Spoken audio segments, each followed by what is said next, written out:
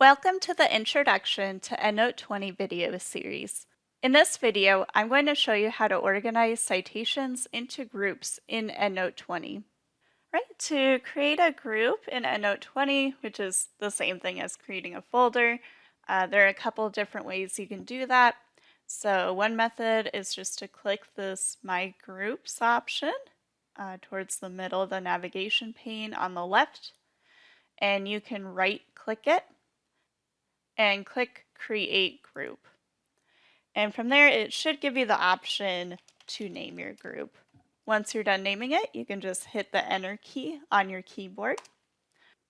Another way to create a group is to click My Groups again, and then click this little Groups option in the upper toolbar, and then click Create Group to create that new group.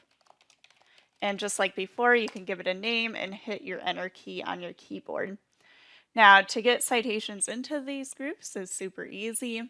All you have to do is go to your All References folder, and you can click to select which citation you would like to put in the group. And then all you have to do is click it and drag it right into that group, and it should add it in there for you. If you want to select more than one citation, you could hold down the Control key on your keyboard as you click those citations, or that would be the Command key on a Mac. And then again, you can just click and drag those citations right over.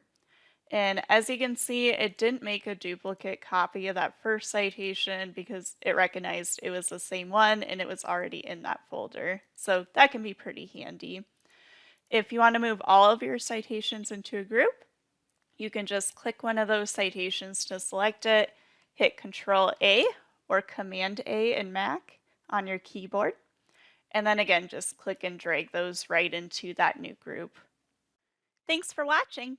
For additional information or support, visit the eBling Library website at https://ebling.library.wisc.edu and click the Help button in the upper right-hand corner of the page for assistance.